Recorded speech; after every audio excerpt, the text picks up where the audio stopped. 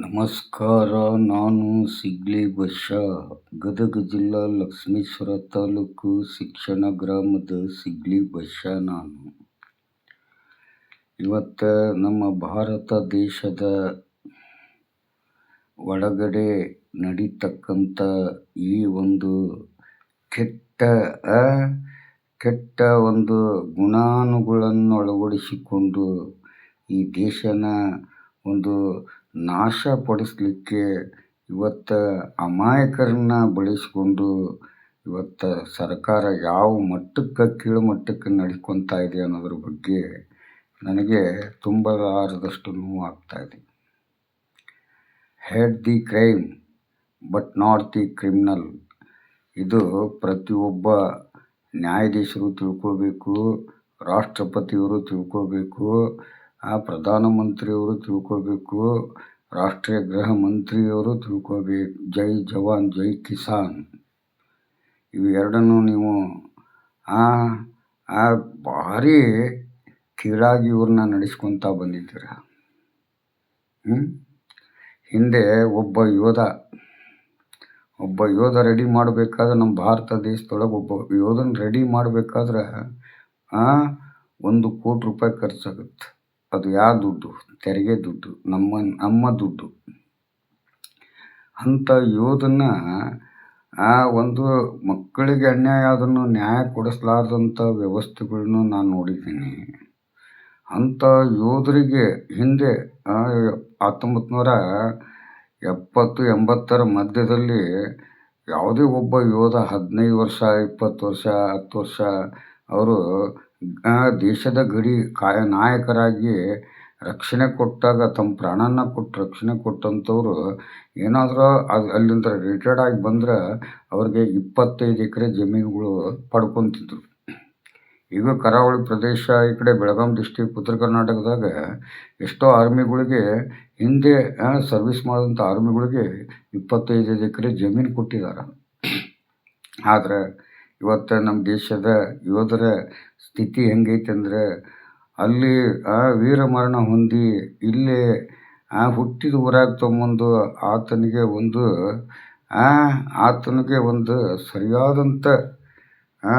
ಸರಿಯಾದಂಥ ಒಂದು ಗದ್ದಿಗೆ ಕಟ್ಕೊಡೋಕ್ಕಾಗಲಿಲ್ಲ ನಮಗೆ. ಬನ್ನಿ, ಒಂದೊಂದು ಊರಲ್ಲಿ ಹುಟ್ಟಿದ ಒಂದೊಂದು ಗ್ರಾಮ ಯೋಧರಾಗೆ ಹುಟ್ಟುಬಿಟ್ಟಿದ್ದಾರೆ. ಅಂತಿಂಥ ಗ್ರಾಮಗಳದು ಇತ್ತಾಗ ಪರಿಸ್ಥಿತಿ ನೋಡಿ ರೈತರು ಅವರು ಹಸಿರು ಟವಲ್ ಹಾಕ್ಕೊಂಡು ಬಸವಣ್ಣನ ಮುಂದೆ ಇಟ್ಕೊಂಡು, ಬಸವಣ್ಣ ನಾ ಬಿದ್ದಿದ್ದೀನಿ, ನನ್ನ ಎತ್ತಿಡಿಪ ಅಂತ ಹೆಸರಿಟ್ಟಂಥ ರೈತ ಇವತ್ತು ಕಂಬಾರ, ಕುಂಬಾರ, ಸುಣಗಾರ, ಶಮಗಾರ, ಎಳವ, ನೇಕಾರ, ಮಡಿವಾಳ, ತಳವಾರ, ಗಾಣಿಗ, ಗೊಲ್ಲ, ಯಾದವ, ಕುರುಬ, ವೀರಶೈವ, ಒಂದುಲಿಂಗ ಅಂತ ಬಂಜಾರ, ರೆಡ್ಡಿ, ಕೊರಚನ ಅಂತ ಏನು ವೀರಶೈವ ಲಿಂಗಾಯತದಿಂದ ಹಿಡಿದು ಅಡಿಯಲ್ಲಿ ಏನದವಲ್ಲ ಎಲ್ಲರೂ ಲಿಂಗಾಯತರೇ. ಅವ್ರು ಎಲ್ಲರೂ ಶೂದ್ರರ, ಅವ್ರಿಗೆ ಯಾರಿಗೂ ಶಿಕ್ಷಣ ಇದ್ದಿದ್ದಿಲ್ಲ. ಅಂಥ ಒಂದು ವ್ಯವಸ್ಥೆಗೆ ಬಾಬಾ ಸಾಹೇಬ್ ಅಂಬೇಡ್ಕರ್ ರೈತರಿಗೆ ಮತ್ತು ಯೋಧರಿಗೆ ಲಾಲ್ ಬಹದ್ದೂರ್ ಶಾಸ್ತ್ರಿಯವರು ಎಂತಿಂಥ ಇತಿಹಾಸ ಕೊಟ್ಟಿದ್ದಾರೆ. ಜೈ ಜವಾನ್ ಜೈ ಕಿಸಾನ್ ಅಂತಂದು 2 ಕಣ್ಣು ರೈತರು ಅವರಿಬ್ಬರು ಇದ್ದರೆ ಈ ದೇಶದಲ್ಲಿ ನಾವೆಲ್ಲರೂ ಬದುಕ್ಬೋದು, ಕಾನೂನು ನಡೆಸ್ಬೋದು, ಸರ್ಕಾರನೂ ಆಳ್ಬೋದು.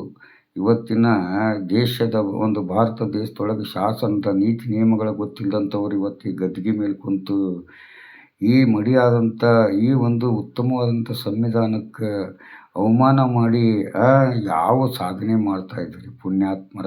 ನಿಮ್ಮ ಧರ್ಮನ ನಿಮ್ಮ ಮನೇಲಿ ಇಟ್ಕೊಂಡು ಪೂಜೆ ಮಾಡಿರಿ, ನಿಮ್ಮ ಜಾತಿನ ನಿಮ್ಮ ಮನೆಯಲ್ಲಿ ಇಟ್ಕೊಂಡು ಪೂಜೆ ಮಾಡಿರಿ.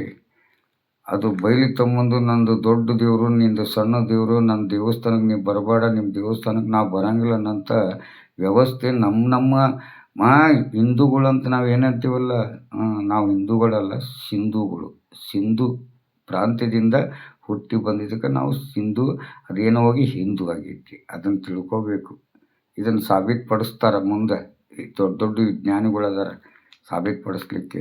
ನಾವು ನಿಮಗೆ ಜಾಗೃತಿ ಕೊಡ್ತೀವಿ ಅಷ್ಟೇ, ಹಿಂಗೆ ಐತಪ್ಪ, ಹಿಂಗೆಲ್ಲ ಅಂತ. ಅದನ್ನು ತಿಳ್ಕೊಂಡು ಇವತ್ತು ಮೇಲಿಂದಿದ್ದವರು ತಮ್ಮ ಒಂದು ಸ್ವಾರ್ಥಕ್ಕೋಸ್ಕರ ನಿಮ್ಮನ್ನು ಬಳಕೆ ಮಾಡಿಕೊಂಡು ಹಿಂದೂಗಳನ್ನ ಹತ್ಯೆ ಮಾಡ್ತಾ ಬಂದಂಥ ಇತಿಹಾಸ ಐತಿ. ಎಂತಿಂಥ ನ್ಯಾಯಾಧೀಶರು ಇವತ್ತು ನಾ ಒಂದು ಮಾತು ಹೇಳ್ತೀನಿ, ಪ್ರತಿಯೊಂದು ಸಂಘಟನೆಗಳು ಅಷ್ಟೇ ಅಲ್ಲ, ಪ್ರತಿಯೊಂದು ವ್ಯವಸ್ಥೆಗಳು ಒಳಗೆ ಯಾವ ಒಂದು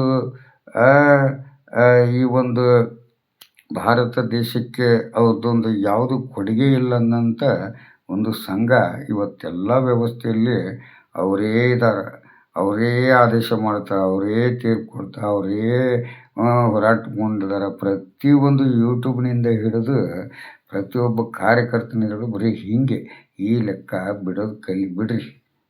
ಇವತ್ತು ಇವತ್ತೇನು ಬ್ರಾಹ್ಮಣರ ಜಾತ್ಯಾಗನ ಇವರು ಏನು ವಿದ್ಯಾರ್ಥಿಗಳು ಹೋರಾಟ ಮಾಡಕತ್ತಿಲ್ಲ, ಮತ್ತು ಏನು ಇವು ಸಾಬರು ಹೊಟ್ಟೆಗೂಟದವ್ರು ಅಷ್ಟೇ ಹೋರಾಟ ಮಾಡಕತ್ತಿಲ್ಲ. ಅದೇ ಥರ ಈ ಕ್ರಿಶ್ಚಿಯನ್ಸ್ರು ಹೊಟ್ಟೆಗೂಟದವ್ರು ಅಷ್ಟೇ ಇದನ್ನು ಹೋರಾಟ ಮಾಡಕತ್ತಿಲ್ಲ, ಲಿಂಗಾಯತರು ಹೊಟ್ಟೆಗೂಟದವ್ರು ಅಷ್ಟೇ ಹೋರಾಟ ಮಾಡಕತ್ತಿಲ್ಲ. ಪ್ರತಿಯೊಬ್ಬ ಭಾರತೀಯನು ಮಕ್ಕಳಿಗೋಸ್ಕರನ ಈ ಸಂವಿಧಾನ ಇರೋದು. ಶಿಕ್ಷಣದ ಒಂದು ಇತಿಹಾಸಕ್ಕೆ ಮಡಿಯಾಗಿದೆ, ಶಿಕ್ಷಣದಿಂದನೇ ಬಂದಂಥ ಸಂವಿಧಾನ ಇದು. ಶಿಕ್ಷಣನ ಇಲ್ಲದಂಥ ಸಂವಿಧಾನ ಬರೆಯೋದು ಮುಖ್ಯ ಅಲ್ಲ. ಶಿಕ್ಷಣ ವಿಶ್ವದಲ್ಲಿ ಅತಿ ಹೆಚ್ಚು ಶಿಕ್ಷಣದಲ್ಲಿ ಉತ್ತಮವಾಗಿ ಪಡೆದು ಅನುಭವವನ್ನು ತಿಳ್ಕೊಂಡು ಈ ಸಂವಿಧಾನ ರಚನೆ ಆಗೈತಲ್ಲ, ಇದರಲ್ಲಿ ಶಿಕ್ಷಣ ಪಡೆದಂಥವ್ರಿಗೆ ಅನ್ಯಾಯ ಆಕತಿ ಅಂದರೆ ಅದು ಯಾರಿಗೆ ಅನ್ಯಾಯ ಆಕತಿ ಅನ್ನೋದು ಮಕ್ಕಳನ್ನ ಹುಟ್ಟಿಸಿದ ತಂದೆ ತಾಯಿಗಳಿಗೆ ಅದು ಅನ್ಯಾಯ ಆಕತಿ ಹೊರತು ಯಾವುದು ದಿಕ್ಕು ದೇಶ ಇಲ್ದಂಥವ್ರಿಗೆ ಯಾವ ದೇಶ ಹೆಂಗಾದ್ರೆ ಹಾಳಾಗಲಿ, ನಮ್ಮ ಅಷ್ಟಕ್ಕೆ ಮುಗಿದು ಹೋಗಲಿ, ನಾವೇ ಎಂಜಾಯ್ ಮಾಡ್ಕೊಂಡು ಸತ್ತು ಹೋಗೋಣ ಅನ್ನೋಂಥ ವ್ಯವಸ್ಥೆ ಇರಬಾರ್ದು. Had the crime but not the criminal. ಇವತ್ತು ನೀವೆಲ್ಲ ಸರ್ಕಾರಗಳು ನೀವು ಸಾವಿರಾರು ಎಕರೆ ನಾ ಒಂದು ಮಾತು ಹೇಳ್ತೀನಲ್ಲ, ವ್ಯಕ್ತಿಗಳ ಮೇಲೆ ನಾವು ವಿರುದ್ಧ ಹೋರಾಟ ಮಾಡೋನು, ಪಕ್ಷದ ವಿರುದ್ಧ ಹೋರಾಟ ಇಲ್ಲ. ನನ್ನ ಹೆಂಡತಿನೂ 2.5 ವರ್ಷ ಕಾಂಗ್ರೆಸ್ನಲ್ಲಿ ಆಡಳಿತ ಮಾಡಿದ್ಲು, 2.5 ವರ್ಷ BJP ಬಂದು ಆಡಳಿತ ಮಾಡಿದ್ಲು. ಅದಕ್ಕೆ ನಾನು ವಿರೋಧ ವ್ಯಕ್ತಪಡಿಸಲಿಲ್ಲ. ಅದನ್ನು ತಿಳ್ಕೊಳ್ಬೇಕು ಪ್ರತಿಯೊಬ್ಬ ಪ್ರಜೆನೂ. ಇವತ್ತು ರೈತನ ಯಾವುದೇ ಪರಿಸ್ಥಿತಿ ತಂದಿಟ್ರಿ ನೀವು ಸರ್ಕಾರಗಳು. ನಿಮ್ಮ ಸರ್ಕಾರಿ ಶಾಲೆ ಕಟ್ಟಕ್ಕೆ ನಿಮ್ಗೆ ಜಾಗ ಇದ್ದಿದ್ದಿಲ್ಲ, ಒಂದು ಪೊಲೀಸ್ ಸ್ಟೇಷನ್ ಕಟ್ಟಕ್ಕೆ ಒಂದು ಜಾಗ ಇದ್ದಿದ್ದಿಲ್ಲ, ಕೋರ್ಟ್ ಕಟ್ಟಕ್ಕೆ ಒಂದು ಜಾಗ ಇದ್ದಿದ್ದಿಲ್ಲ, ಒಂದು ಆಸ್ಪತ್ರೆ ಕಟ್ಟಕ್ಕೆ ಒಂದು ಜಾಗ ಇದ್ದಿದ್ದಿಲ್ಲ. ಪ್ರತಿಯೊಂದು ವ್ಯವಸ್ಥೆಗೂ 70-80ರ ಹಿಂದಿನ ಒಂದು ವ್ಯವಸ್ಥೆಯಲ್ಲಿ ನೋಡಿದರೆ ನಿಮ್ಮ ಸರ್ಕಾರದ ಪರಿಸ್ಥಿತಿ ಹೆಂಗಿತ್ತು. ಇವತ್ತು ರೈತರಿಗೆ ಒಂದು ಭಾರತ, ನಾನು ಈಗ ಹೇಳ್ತೀನಿ, ರಾಷ್ಟ್ರೀಯ ಪ್ರಾಣಿ ಅಂತಂದು ಅದನ್ನು ಘೋಷಣೆ ಮಾಡಲಿ ನೋಡೋಣ. ಮಾಡಬೇಕು. ಯಾಕಂದರೆ ತಾಯಿ ಜನ್ಮ ಕೊಟ್ಟಾಳಂತೆ, 2 ಮಲೆ ಹಾಲು ಕೊಟ್ಟಿದ್ದಕ್ಕಿಗೆ 6 ಅಡಿ 3 ಅಡಿ ರುದ್ರ ಭೂಮಿ ಮಾಡಿರಿ. ಗೋತಾಯಿ 4 ಮಲೆ ಹಾಲು ಇರ್ತೈತಿ, ಜಗತ್ತಿಗೆ ಹಾಲು ಕೊಡ್ತಾಳೆ. ಅಂತ ಹಾಲು ಕೊಟ್ಟು ಮಕ್ಕಳಿಗೂ ಹಾಲು ಕೊಡ್ತಾಳೆ. ಮಕ್ಕಳು ಹಾಲಿಲ್ಲ ಅಂದ್ರೆ ಶಾಲೆಗೆ ಹೋಗಲ್ಲ, ಸಿಗ್ಲಿ ಬಸ್ಸಲ್ಲಿ ಚಾ ಇಲ್ಲ ಅಂದ್ರೆ ಕೋರ್ಟ್ನಾಗ ವಾದ ಮಾಡೋಕ್ಕೆ ಬರೋಂಗಿಲ್ಲ. ಇದನ್ನೆಲ್ಲ ನಾನು ಯಾಕೆ ಹೇಳ್ತೀನಿ ಅಂದರೆ, ಬಸವಣ್ಣ ಶಕ್ತಿ ಇವತ್ತು ನಾಶಪಡಿಸಿದ್ದಾರೆ, ರೈತನ ಶಕ್ತಿಯನ್ನು ಕುಂದಿಸಿದ್ದಾರೆ, ಎಲ್ಲ ಜಾತಿಗಳನ್ನ ಒಂದು ಥರ ಬಿಡಾಡಿ ನಾಯಿ ಥರ ಮಾಡಿಬಿಟ್ಟಿದ್ದಾರೆ. ಇವತ್ತು ನಾವು ಅರ್ಥ ಮಾಡ್ಕೋಬೇಕು. ಈ ಬಿಗ್ ಬಾಸ್ ಯಾಕೆ ನಾವು ಹೋಗ್ಬೇಕಂತ ಹೇಳಿದ್ದೆ, ಪ್ರತಿಯೊಂದು ಲಾಯರ್ ಕೆಲಸ ಏನು ಮಾಡಿದ್ರೆ ಅವನಿಗೆ ನ್ಯಾಯ ಸಿಗುತ್ತೆ.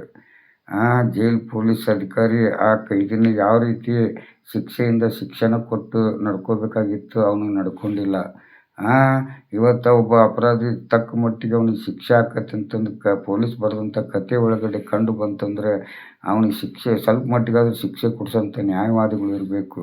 ನಿರಪರಾಧಿಗೆ 100 ಸಲ ಆರ್ಗ್ಯುಮೆಂಟ್ ಮಾಡಿ ಅವನಿಗೆ ನ್ಯಾಯ ಕೊಡಿಸೋಂಥವ್ರು ಇರಬೇಕು. ಅಂಥ ಲಾಯರ್ಗಳು ಬೇಕು. ಯಾಕಂತಂದರೆ ನ್ಯಾಯಾಧೀಶರು ಇವ್ರು ಯಾವುದೂ ಒಂದು 64 ಸ್ಟೇಟ್ಮೆಂಟ್ ಇಲ್ಲ. ಪೊಲೀಸ್ ಬರೆದಂಥ ಒಂದು ಕತೆ ಒಳಗಡೆ ಸುಳ್ಳು ಹೇಳೋಂಥ ಸಾಕ್ಷಿಗಳು ಮುಂದಿಟ್ಕೊಂಡು ಇಲ್ಲಿ ಅಪರಾಧ ಆಗೈತೆ ಅಂತ ಕಂಪ್ಲೇಂಟ್ ಕೊಡ್ತಾರೆ. ಅಲ್ಲೋಗಿ ಅಪರಾಧ ಆಗಿಲ್ಲರಿ ನನಗೆ ಗೊತ್ತೇ ಇಲ್ಲ ಅಂತ ಹೇಳ್ತಾರೆ. ಇಂಥ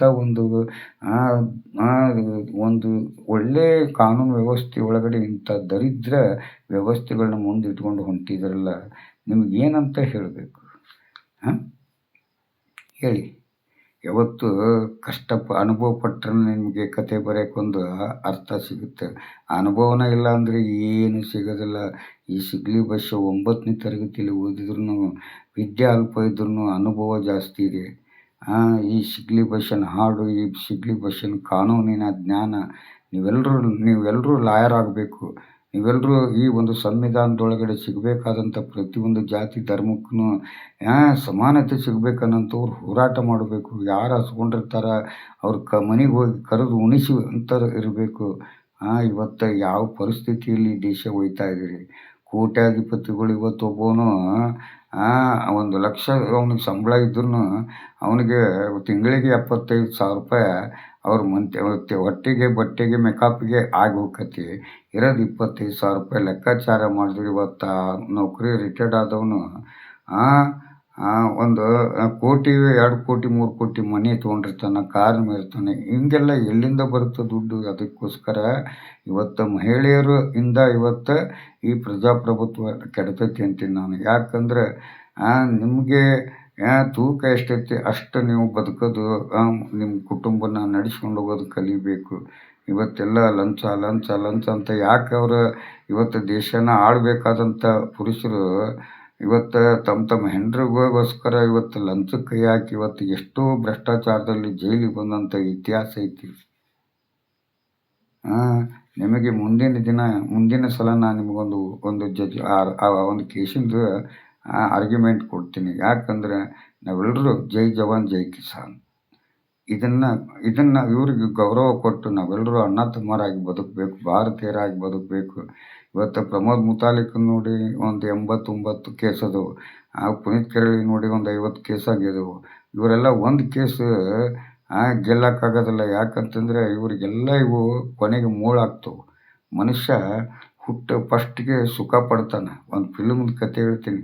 ಹೀರೋ ಇರ್ತಾನೆ, ಒಬ್ಬ ಕಳ್ಳ ಇರ್ತಾನೆ. ತೂಗುದೀಪ್ ಶ್ರೀನಿವಾಸ್ ಅವರು ಮತ್ತು ಡಾಕ್ಟರ್ ರಾಜ್ಕುಮಾರ್ ಅಣ್ಣವ್ರು ಇರ್ತಾರೆ. ಆದರೆ ತೂಗುದೀಪ್ ಶ್ರೀನಿವಾಸ ಸಾಯೋವರೆಗೂ ಸುಖವಾಗೇ ತಿಂತಾನೆ. ಕೊನೆಗೆ ಆ ಹೀರೋ ಕೈ ಸತ್ತು ಹೋಗ್ತಾನೆ. ಆದರೆ ಹೀರೋ ಅವನು ಸಾಧನೆ ಆಗೋವರೆಗೂ ಅವನು ಕಷ್ಟ ಅನುಭವಿಸ್ತಾನೆ. ಸಸ್ಪೆಂಡ್ ಹಾಕ್ತಾನೆ, ಅದು ಇದು ಮಾಡ್ತಾನೆ. ಅವನಿಗೆ ಎಷ್ಟು ಇದು ಬಂದ್ರೂ ಕೊನೆಗೆ ನಾ ಗೆಲ್ತೀನಿ ಅನ್ನೋ ಧೈರ್ಯ ಇಟ್ಕೊಂಡು ಅವ್ನ ಕಷ್ಟ ಅನುಭವಿಸ್ತಾನೆ. ಇವನ್ನೆಲ್ಲ ಅರ್ಥ ಮಾಡಿಕೊಡ್ರಿ. ಇವೆಲ್ಲ ಈ ಹಿಂದೂ ದೇಶ, ಆ ದೇಶ, ಈ ದೇಶ ಎಲ್ಲ ಇದು ಹಿಂದೂಸ್ತಾನನ, ಇದು ಹಿಂದೂಗಳ ದೇಶನೇ ಇದು. ಎಲ್ಲ ಅಂತ ಯಾರು ಹೇಳ್ತಾರೆ? ಅಲ್ಲ ಅಂತ ಯಾರು ಹೇಳ್ತಾರೆ? ಎಲ್ಲರೂ ನೋಡಿಲ್ಲೇ ಸನಾತನದಿಂದ ಬಂದವ್ರು ನಾವು. ಸತ್ಯಯುಗ, ತ್ರೇತಾಯುಗ, ದ್ವಾಪರಯುಗ, ಕಲಿಯುಗ. ಈಗ ನಾವು ಸತ್ಯಯುಗಕ್ಕೆ ಹೋಗ್ಬೇಕಾದ್ರೆ ಸತ್ಯ ಹೇಳಿ ಕೀರ್ತಿ ಮೂರ್ತಿ ಆಗಿ ನಾವು ದೇಶನ ಆಳಬೇಕು. ನಮಗೂ ಆಗದೇ ಇದ್ರು ನಮ್ಮ ಮಕ್ಕಳಿಗೋಸ್ಕರ ಇವತ್ತು ಆ ಮಕ್ಕಳಿಗೆ ಲಾಠಿ ಚಾರ್ಜು, ಅವ್ರಿಗೆಲ್ಲ ಹಿಂಸೆ ಸಾವುಗಳನ್ನ ಮಾಡ್ತಕ್ಕಂಥ ಇವತ್ತಿನ ಒಂದು ಕೇಂದ್ರದ ಪ್ರಧಾನಮಂತ್ರಿಯವರು ಬಾಯಿ ಬಿಡ್ತಾ ಇಲ್ಲ ಅಂದರೆ ಅವ್ರು ಒಂದೇ ಪಾಠ ಕಲ್ತಿದ್ದು, ಹೇಳುವುದಕ್ಕೂ ಕೇಳುವುದಕ್ಕೂ ಸಮಯವಿಲ್ಲ. ಇದನ್ನು ಯಾವತ್ತೂ ಅವರು ಆ ನುಡಿ ಇಟ್ಕೊಂಡು 4 ಹುಚ್ಚು ನಾಯಿಗಳನ್ನ ಬಿಟ್ಕೊಂಡು ಆಟ ಆಡ್ತಾ ಇದ್ದಾರೆ. ಅದು ಮುಂದೆ ಅವರೇ ಎಷ್ಟು ಅತಿ ಹೆಚ್ಚು ಈ ದೇಶದಲ್ಲಿ ಪ್ರಧಾನಮಂತ್ರಿಯಾಗಿ ಸೇವೆ ಸಲ್ಲಿಸಿದಾರಲ್ಲ, ಅದು ಅಭಿವೃದ್ಧಿ ಸೇವೆ ಅಲ್ಲ ಅನ್ನೋದಕ್ಕೆ 100ಕ್ಕೆ 100ರಷ್ಟು ನಾನು ಸತ್ಯ ಹೇಳ್ತೀನಿ. ಕೊನೆಗೆ ಈ ದೇಶದ ಸಮಯ ಮತ್ತು ಬಡವರ ಹಕ್ಕಿಗೆ ಧಕ್ಕೆ ಕೊಟ್ಟಿದ್ದರ ಬಗ್ಗೆ ನಂಬರ್ 1 ಸ್ಥಾನದಲ್ಲಿ ನರೇಂದ್ರ ಮೋದಿಯವರ ಬರ್ತಾರಂತೀನಿ ನಾನು. ಯಾಕಂದ್ರೆ ಮಾತಾಡಬೇಕು. ಇವತ್ತು ಅವ್ರು ಒಂದೊಂದು ಮಾತಿಗೂ ಒಂದೊಂದು ಪ್ರಕರಣ ಬೀಳ್ತವೆ. ಪ್ರಶ್ನೆಗಳು ಹಂಗದವು ಜನರ ಹತ್ರ.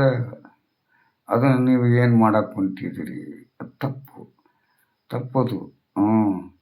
ಇವತ್ತು ತಾಯಿ ನನ್ನ ತಾಯಿ ನಮ್ಮವ್ವ ಸತ್ಲಂದರೆ ನನ್ನ ಹೊಟ್ಟೆನ ಹಿಂಗೆ ಹೊಟ್ಟೆ ಮೇಲೆ ಕೈ ಹಾಕ್ಕೊಂತೀವಿ ಮಕ್ಕಳಿದ್ದಾಗ. ನಮ್ಮವ್ವ ಇಲ್ಲಲ್ಲ, ನಮ್ಮವ್ವ ಇದ್ದಿದ್ದು ಹೊಟ್ಟೆ ತುಂಬ ತಿನ್ನಿಸ್ತಿದ್ಲು ಅಂತ. ಅದೇ ತಾಯಿ ಇದ್ದು ಅಪ್ಪ ಸತ್ತರೆ ನಮ್ಮಪ್ಪ ಇದ್ರು ಒಳ್ಳೊಳ್ಳೆ ಬಟ್ಟೆ ಕೊಡಿಸ್ತಿದ್ನಲ್ಲ, ನೋಡಿ ನಾ ಹರ್ಕದ ಬಟ್ಟೆ ಹಾಕ್ಕೊಂಡನಿ. ಇಂಥವೆಲ್ಲ ನಿಮ್ಮೆಲ್ಲರಿಗೂ ಬೇಕಾ?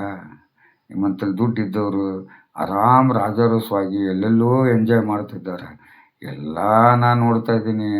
ಮೊನ್ನೆ ನಾನು ಹೋಗಿದ್ದೆ ಬೆಂಗಳೂರಿಗೆ ಪಾದಯಾತ್ರೆ ಮುಖಾಂತರ ಹೋದಾಗ ನಾನು ಫ್ರೀಡಮ್ ಪಾರ್ಕ್ನಲ್ಲಿ ಅವ್ರ ಕಣ್ಣೀರಿನ ಕಥೆ ಕೇಳಿ ಅವರು ಒಂದು ನೀಟ್ ಸೋರಿಕೆ ಆಗಿದ್ದನ್ನು ಅರ್ಥ ತಿಳ್ಕೊಂಡಾಗ KRS ಪಕ್ಷದಲ್ಲಿ ಅವ್ರ ಹೋರಾಟಕ್ಕೆ ನಾನು ಸಲ್ಯೂಟ್ ಹೊಡಿತೀನಿ. ಯಾಕಂದರೆ ಅವ್ರು ಹಠಯೋಗಿ ಅದಾರ. ಅವರು ಕಾನೂನನ್ನು ಪ್ರಶ್ನೆ ಮಾಡ್ತಾರೆ. ಪ್ರತಿಯೊಬ್ಬನಿಗೆ ವಾಕ್ ಸ್ವಾತಂತ್ರ್ಯ ಇದ್ದರೆ ಮೊದಲು ನಾವೇನಂತೀವಿ, ನಿಮ್ಮ NRನ ನಾವು ಪರಿಶೀಲಿಸಿ ನೀವು ಸರಿಯಾಗಿದ್ದರೆ ನಮ್ಮನ್ನು ಪ್ರಶ್ನೆ ಮಾಡಿರಿ ಅನ್ನೋಂಥ KRS ಪಕ್ಷದಲ್ಲಿ ಕೃಷ್ಣಾರೆಡ್ಡಿ ಅವರಿಗೆ ನಾನು ಸಲ್ಯೂಟ್ ಹೊಡಿತೀನಿ. ಅವ್ರ ಸಾಧನೆ ಆಕೈತಿ. ಅವರು ಒಂದು ಪಕ್ಷದಲ್ಲಿ ಇನ್ನು ಮುಂದೆ KRS ಪಕ್ಷಕ್ಕೆ ನಾನು ಒಬ್ಬ ಕಾನೂನು ಸಲಹೆಗಾರ ಆಗಿದ್ದೀನಿ, ಈಗೂ ಆಗ್ತೇನಂತ ಸತ್ಯ ಹೇಳ್ತೀನಿ. ಯಾಕಂದರೆ ಹೋರಾಟದ ಮುಂದೆ ಇವತ್ತು ಸ್ವಾತಂತ್ರ್ಯ ಸಿಕ್ಕಿದ್ದು ರಾಜಕೀಯರು ನಮಗೆ ಸ್ವಾತಂತ್ರ್ಯ ತಂದು ಕೊಟ್ಟಿಲ್ಲ. ಪ್ರತಿಯೊಬ್ಬನ ರಕ್ತ ಹರಿದಿದೆ ಈ ಭಾರತ ದೇಶದೊಳಗೆ. ಅದನ್ನು ಉಳಿಸ್ಕೊಂಡು ಹೋಗೋದು ಕಲೀರಿ. ಹುಚ್ಚು ನನ್ನ ಮಕ್ಕಳಿಗೆ ಬುದ್ಧಿ ಹೇಳಿದ್ರೆ ನಾ ದೊಡ್ಡ ಹುಚ್ಚು ಸುಳೆ ಮಗ ಹಾಕ್ತಾನೆ. ಜೈ ಹಿಂದ್, ಜೈ ಕರ್ನಾಟಕ, ಜೈ ಕನ್ನಡ, ಜೈ ಶ್ರೀರಾಮ್, ಜೈ ಭೀಮ್.